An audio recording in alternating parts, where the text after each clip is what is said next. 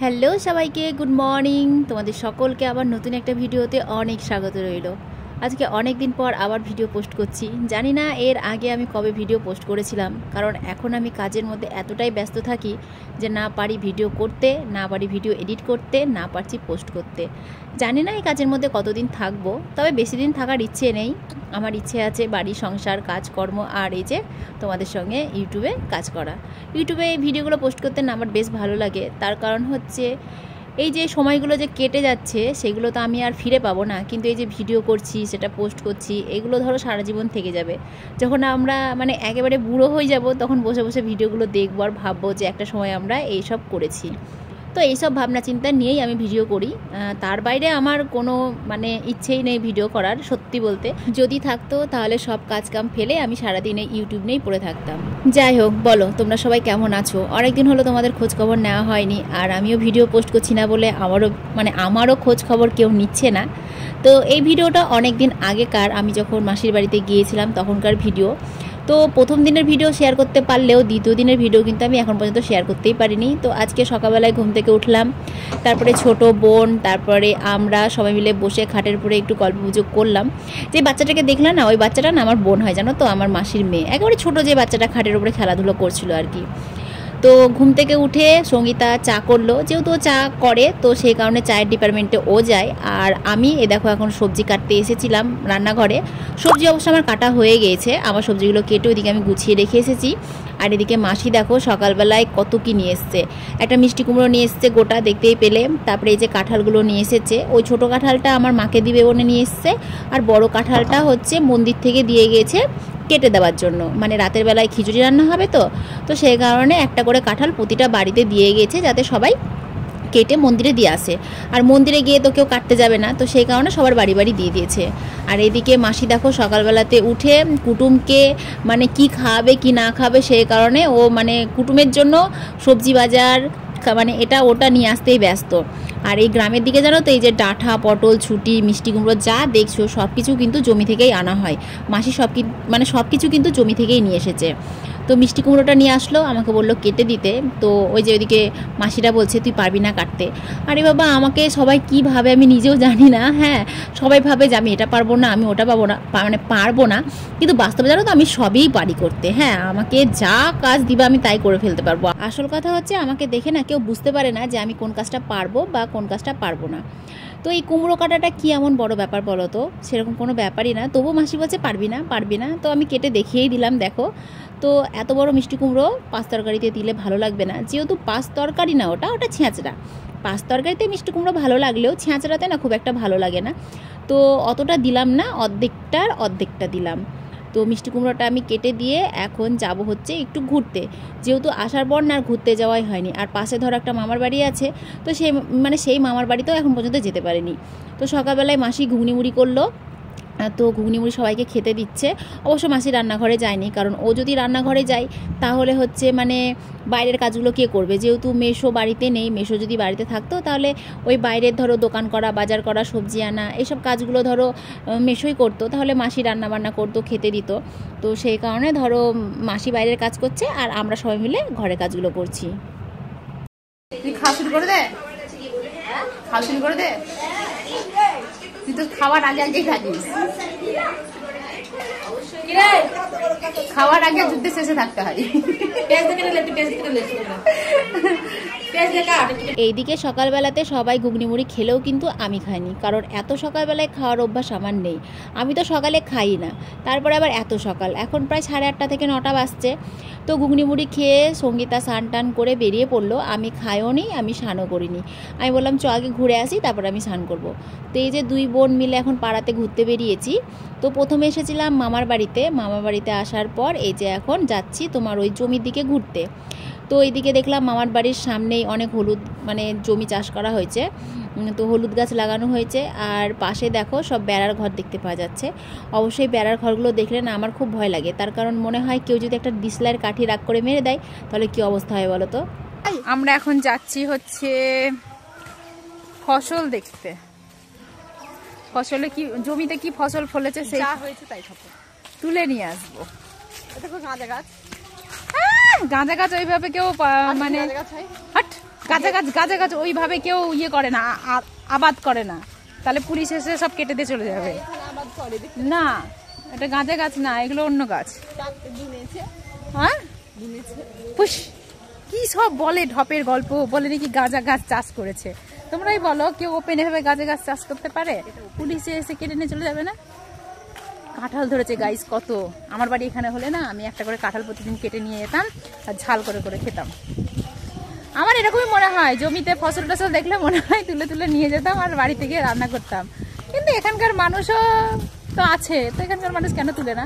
চলো, সামনে পটলের ভুঁই আছে, পটলের ভুঁই থেকে কটা পটল তুলবো। এই একটা ব্যাগ নিয়ে আসলে তো ভালো হতো রে। পটল, ভেন্ডি, বেগুন। আমি কাঁকরোলের গাছ কোনোদিন দেখেছিলাম না। এর আগের বার যখন আমি এসেছিলাম মাসির বাড়িতে, তখন আমি ফার্স্ট কাঁকরোলের গাছ দেখেছিলাম। এখানেই দেখেছিলাম, ওই যে ওইদিকে সব লাগানো আছে, কাঁকরোলের গাছ আছে, শশার গাছ আছে, পটল আছে। চলো তোমাদেরকে দেখাই আমি কি কি দেখছি না দেখছি। তোমরা তো সবাই দেখেইছো, আমি তো দেখিনি, তাই দেখলার মতন আমি করি সব দেখে। এই দেখো বন্ধুরা, কাঁকরোলের গাছ, আর এটা হচ্ছে কাঁকরোলের ফুল। তো ফুলটা দেখো কি দারুণ লাগছে দেখতে, সত্যি। কাঁকরোলের গাছ আমি এই নিয়ে দ্বিতীয়বার দেখছি।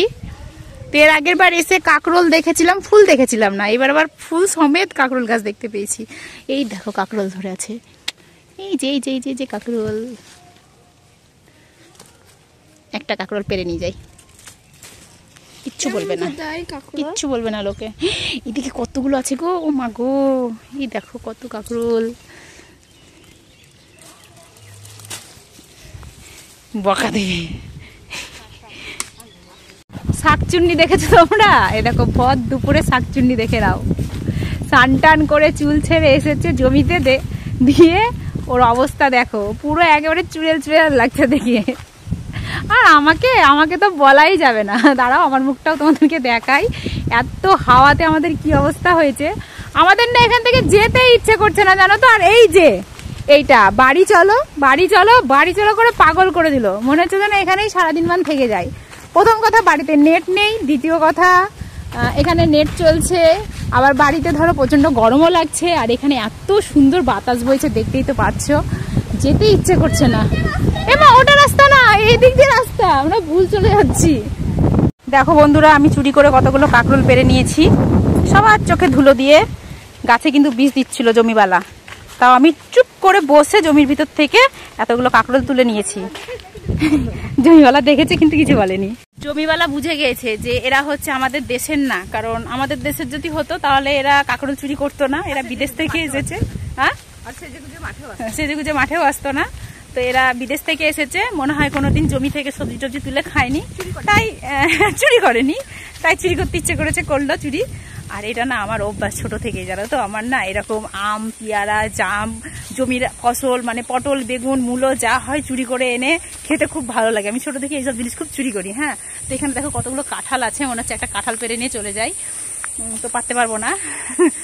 তো বাগান থেকে যেতে আমার একদম ইচ্ছে করছে না, মনে হচ্ছে বাগানেই থেকে যাই। তার কারণ হচ্ছে বাড়িতে নেট চলছে। হ্যাঁ, কারণ বাগানে যেমন সুন্দর হাওয়া, তারপর এখানে 5G নেট চলছে, আর মাসির বাড়িতে হাওয়া বাতাস তো নেই, তার উপরে নেটও চলছে না। মানে এসে থেকে নেটই চলেনি ফোনে। এই যে কালকে এসেছি কটার সময়, একটা দিকে এসেছি, তারপর থেকে নেট অফ হয়ে গেছে। আর এই যে আজকে দুপুর এখন 12টা বাজছে, এতক্ষণে নেট চলছে। মানে এই বাগানে এলে নেট চলে, আর বাড়িতে কিন্তু নেট একদমই চলে না। তো চলো, বাড়ি যেতে ইচ্ছা করছে না, ছেলে কাঁদছে তাই বাড়ি যাচ্ছি। তো দেখো বন্ধুরা, এখন আমরা সবাই মিলে ঘুরতে যাচ্ছি। কোথায় যাচ্ছি তোমাদেরকে পরে বলছি। একটা স্পেশাল জায়গায় ঘুরতে যাচ্ছি আমরা। এখানে এলে ওই জায়গায় ঘুরতে যাই, ওখানে ঘুরতে না গেলে আমাদের পেটের ভাত হজম হয় না। আসলে জায়গাটা এত সুন্দর, তো তাই ব্রিজে তো জায়গাটা এত সুন্দর, তাই এখানে এলে ওই জায়গায় না গেলে আমাদের একদম ভালো লাগে না। তাই দেখো আমরা এখন 2 বোন মিলে যাচ্ছি ঘুরতে। অবশ্য এই বাচ্চাগুলোকে নিয়ে যাচ্ছি না, কারণ বাচ্চারা অন্য জায়গায় যাচ্ছে ঘুরতে। ওদের গেলে আমরা কালকে ওই পাড়ায় গেছিলাম ঘুরতে, আজকে ওরা অন্য জায়গায় যাবে। আজকে আমি আর সঙ্গীতা যাচ্ছি অন্য জায়গায়। তো চলো টাটা। আর হ্যাঁ, দুপুরবেলায় খাওয়া দাওয়া করেছি। এই যে আমার মাসি রান্না করেছিল আমাদের জন্য ডাল, ছেঁচড়ার তরকারি, পটল ভাজা, শাক, পাঁপড় ভাজা, আমার এই মাসি বাড়িতে এলে ছাঁচড়ার তরকারি আমার খাওয়া হয়, বাড়িতে আমার খাওয়া হয়। ভালো হয়েছে তাও না, সুন্দর হয়েছিল, দারুণ হয়েছিল। রান্না করিনি না, তাও মাসি রান্না করেনি, মেজো মাসি রান্না করেছিল, কিন্তু রান্না বান্নাগুলো খুব সুন্দর হয়েছিল খেতে। পেট ভরে ভাত খেয়ে একদম দিয়ে এখন সবাই মিলে বেরোচ্ছি ঘুরতে। তো চলো, টাটা।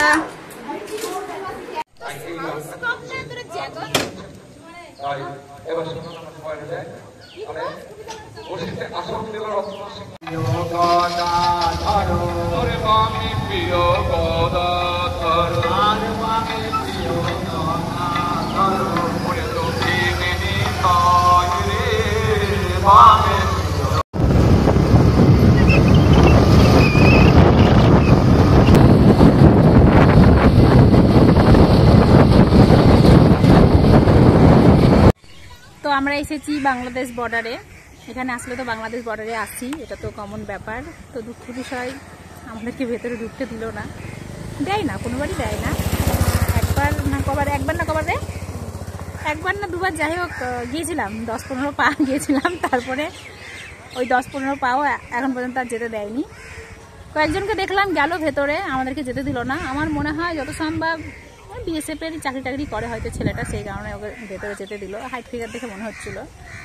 তো ওদেরকেও বেশি দূর যেতে দেয়নি, একটুখানি গেল, গিয়ে ঘুরে ওরা চলে এলো, জাস্ট একটা ছবি তুলে ওরা চলে এলো। তো আমরা কি করব, এখানে বসে বসে বাংলাদেশ দেখি। আসলে আমাদের বর্ডারে আসার কারণ হচ্ছে আমরা ওই বাংলাদেশের বাড়িগুলো দেখতে আসি। বাংলাদেশের প্রতি আমার একটা টান আছে।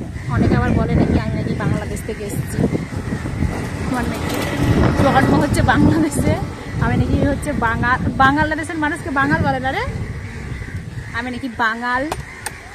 তো হয়তো সেই কারণে আমার বাংলাদেশের প্রতি একটু টান আছে। তো মাঝে মাঝে চলে আসি বাংলাদেশ দেখতে। আর এখানে কত কাক ঘুরে বেড়াচ্ছে কেন এত? আমরা কি মরে গেছি নাকি? কাকগুলো কি আমাদেরকে মৃত ভাবছে নাকি রে? মৃত ভাবছে মনে হয়, আমাদের মাথার উপরে কা কা করে চলে যাচ্ছে কত কাক। কি জানি কিছু আছে হয়তো মরাটারা। তো যাই হোক, চলো ব্রিজে যাওয়া যাক। ব্রিজে দাঁড়াতাম, কিন্তু ব্রিজে অনেক ভিড়, প্রচুর ছেলে আছে ব্রিজে, ওই জন্য দাঁড়ালাম না। তো মানুষ, অত ছেলেদের মাঝখানে দাঁড়াবো? তো এখন যাই, করে চলে গেল। ভাবলাম বর্ডার তো দেখতে পেলাম না, তো যাই একটু চর থেকে ঘুরে আসি। ও বাবা, চরের দিক যেতে না যেতেই দেখো কিভাবে মেঘ চলে এসেছে। তো মেঘ দেখে ভয়ে আর চরের দিকে গেলাম না, আবার ফিরে যাচ্ছিলাম। তো ফিরে যেতে যেতেই শুরু হয়ে গেল বৃষ্টি। বাড়ি চলে যাই বেটার না। দেখো বন্ধুরা, আমাদের কপাল এতটাই খারাপ, আমরা যখন বাড়ি থেকে বেরিয়েছিলাম তখন রোদ একেবারে মানে কটকট করছিল। এখানে এসে যেই দাঁড়িয়েছি অমনি ঝড় বৃষ্টি দিয়ে দেখো ভিজে স্নান হয়ে গেছে। একটা দোকানে গিয়ে দাঁড়ালাম, ভাবলাম বাড়ি চলে যাব। তারপরে ভাবলাম এত দূর থেকে এসেছি, বাড়ি চলে যাবো, আবার চলে এলাম ঘুরতে। এখন কটা ছবি তুলবো, ভিডিও বানাবো, রিলস করবো, বাড়ি যাবো। ভিজে গেলাম, আমি তো স্নান হয়ে গেছি। ধন্যবাদ। অরেঞ্জ কালার, আমি স্ট্রবেরি খেতে পছন্দ করি না, তাই স্ট্রবেরিটা চেঞ্জ করেছিলাম।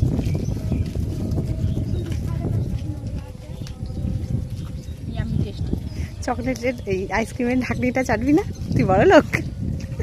আমি বড় লোক না, আমি গরিব, তাই। আইসক্রিমের গাড়ি দেখে আইসক্রিম খেতে ইচ্ছে করলো, তো দুটো চকোবার নিলাম। তো একটা ছিল স্ট্রবেরি আর একটা ছিল তোমার হচ্ছে অরেঞ্জ। তো স্ট্রবেরিটা খেতে আমার ভালো লাগে না, তো সেই কারণে স্ট্রবেরিটাকে চেঞ্জ করে আমি অরেঞ্জটা নিলাম। তো সত্যি কথা বলতে আইসক্রিমটা একেবারেই ভালো ছিল না। আইসক্রিমের যে মানে গ্লাসটা হয়, গ্লাসটা পুরোটাই একেবারে শ্যাওলা পড়ে গিয়েছে, নষ্ট হয়ে গেছে। আর আইসক্রিমটা তো একেবারেই বাজে ছিল খেতে। আমার জায়গায় যদি অন্য কোনো মানুষ থাকতো না, তাহলে ঝগড়া করতো, এমনকি আইসক্রিমের পয়সাও দিত না। তো আমি যাই হোক ঝগড়া অশান্তি করতে ভালোবাসি না, সেই কারণে টাকাটা দিয়ে দিলাম আর আইসক্রিমটা ফেলে দিলাম, খেলাম না। চোখে দেখে কি আর খাওয়া যায় খারাপ জিনিস, বলো তো? তারপরে বাড়িতে এলাম, বাড়িতে এসে এই যে এখন খিচুড়ি খেতে এসেছি। তো দেখো কত ভিড়, আর ওপরে কত মানুষ দাঁড়িয়ে আছে আর নিচে কত মানুষ বসে বসে খিচুড়ি খাচ্ছে। আর আমরা অবশ্য কারো পিঠের উপরে দাঁড়িয়ে পড়েছিলাম, যেহেতু যা ভিড়, যদি কারো পিঠের উপরে গিয়ে না দাঁড়াই তাহলে আর জায়গা পাবো না। তো সেই কারণেই দাঁড়িয়ে পড়েছি। এখন আমি সঙ্গীতাকে খুঁজছি, যেহেতু ও আমাদের পাশে নেই। তারপরে দেখলাম ওই ম্যাডাম ওই দিকে এক কোনায় দাঁড়িয়ে আছে। তারপরে আর কি খিচুড়ি টিচুড়ি খেয়ে রাতের বেলায় টানা একটা ঘুম দিয়ে এই যে এখন সকালবেলায় চলে যাচ্ছি বাড়ি। এখন প্রায় 6টা থেকে 6:30 বাজছে, কারণ সঙ্গীতার আবার 8টা থেকে ডিউটি আছে। আমারও কাজ আছে, যেহেতু একটা দিন আমারও ছুটি গিয়েছে। আর আমার ছুটি গেলে কি বলো তো, পুরোটাই ছুটি। সঙ্গীতার তো তাও শেয়ার আছে, ওর কাজটা ও মানে ওর শেয়ার করে নিতে পারে, আমারটা পুরোটাই লস গিয়েছে। তো সেই কারণে সকাল সকাল একেবারে বেরিয়ে পড়লাম। তো ছেলে, আমি আর সঙ্গীতা গিয়েছিলাম। এখন আমরা 3 জনাই বাড়ি যাচ্ছি। তবে গাড়িতে অনেক জিনিস আছে, মাসি কাঁঠাল দিয়েছে, ডাঁঠা দিয়েছে, আরও সব কী কী দিয়েছে সেগুলো বয়ে নিয়ে যাচ্ছি, যেগুলো যাওয়ার সময় ছিল না আর কি। রাতের বেলায় বর এসেছিল, বর এসে খিচুড়ি খেয়ে গিয়েছে। ও যেহেতু ওখানেই থাকে সেই কারণে ও ওখানেই অফিসে চলে গেল। আর আমি এই যে সকালবেলায় বাড়ি চলে এলাম। বাড়িতে এসে জানো তো প্রচুর কাজ ছিল, সব কাজ কাম কমপ্লিট করে স্নান টান করে তারপরে এই যে পুজো দিয়ে নিয়েছি। তাহলে চলো আজকের ভিডিওটা এখানে শেষ করলাম। সবাই খুব ভালো থেকো, সুস্থ থেকো। আবার তোমাদের সঙ্গে পরের ভিডিওতে দেখা হচ্ছে, কেমন? তো সকলকে টাটা।